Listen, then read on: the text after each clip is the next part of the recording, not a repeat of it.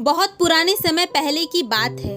एक व्यक्ति अपने जीवन में अध्यात्म से ही कई जरूरी ज्ञान को प्राप्त करना चाहता था, ताकि वह अपने जीवन को अच्छे से समझ सके और किसी भी तरह की स्थिति या परिस्थिति उसे विचलित ना कर सके। वह जानता था कि मेरी मदद सिर्फ महात्मा बुद्ध ही कर सकते हैं। उसे महात्मा बुद्ध से ज्ञान प्राप्त करने की लालसा बहुत तीव्र थी, तो इस तरह खूब सारा अध्यात्म ज्ञान प्राप्त कर अपने जीवन को बेहतर और सुखद बनाने की चाह में वह व्यक्ति महात्मा बुद्ध के पास पहुंचा। उस व्यक्ति ने हाथ जोड़कर बुद्ध से कहा, हे बुद्ध, कृपया आप मुझे अपना शिष्य बना लीजिए। मैं आपसे बहुत सारा ज्ञान सीखना चाहता हूँ, जिससे मेरा जीवन बदल सके और मैं अपने जीवन में आगे बढ़ सकूं, अपने जीवन को बेहतर बना सकूं। बुद्ध ने उस व्यक्ति की तरफ देखा और कहा, बेटे, यदि तुम मुझसे शिक्षा ग्रहण करना चाहते हो या मुझसे कुछ सीखना चाहते हो तो तुम आज से 10 दिन बाद मेरे पास आना। वह व्यक्ति 10 दिन बाद लौटकर फिर बुद्ध के पास आया और कहने लगा, हे बुद्ध, 10 दिन पूरे हो चुके, अब आप मुझे शिक्षा दीजिए। बुद्ध का फिर से वही जवाब था, यदि कुछ सीखना है तो 10 दिन बाद आओ। ऐसे ही कई महीनों तक चलता रहा।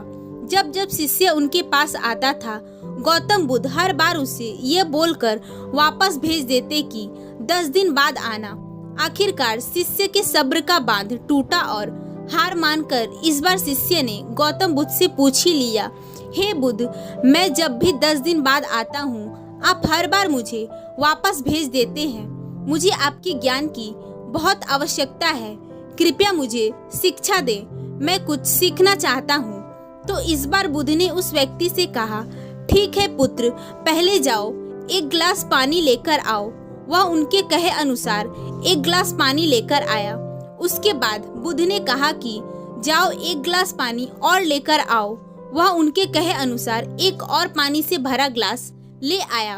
अब महात्मा बुद्ध ने कहा कि पहले वाले गिलास में कुछ मिट्टी डाल दो। व्यक्ति ने बिना कोई सवाल पूछे वैसे ही किया जैसे बुद्ध ने कहा। मिट्टी डालते ही पहले गिलास का पानी पूरी तरह दूषित और गंदा हो गया। अब महात्मा बुद्ध ने उस व्यक्ति से कहा कि इस पहले गिलास का पानी दूसरे गिलास में डाल दो। इस पर वह व्यक्ति बोला, महात्मा जी, यदि मैंने ऐसा किया तो दूसरे गिलास का पानी न सिर्फ बाहर गिरकर व्यर्थ हो जाएगा, बल्कि पानी गंदा भी हो जाएगा, क्योंकि दूसरा गिलास पहले से ही जल से भरा हुआ है। उसमें अब पहले गिलास का पानी भला कैसे समा सकता है। इस पर महात्मा बुद्ध मुस्कुराए और बोले, यही हम आपको समझाना चाहते हैं कि तुम ज्ञान अर्जित करने के योग्य नहीं हो, क्योंकि तुम्हारा मन उस भरे हुए गंदे पानी के गिलास की तरह पहले से ही तरह तरह के फालतू व बुरे ज्ञान से भरा पड़ा है। तो ऐसे में मेरे द्वारा दिया हुआ ज्ञान भला तुम्हारे मन में कैसे समा सकता है। यदि मैंने ज्ञान देना शुरू किया तो वह ज्ञान न सिर्फ व्यर्थ हो जाएगा, बल्कि दूषित भी हो जाएगा।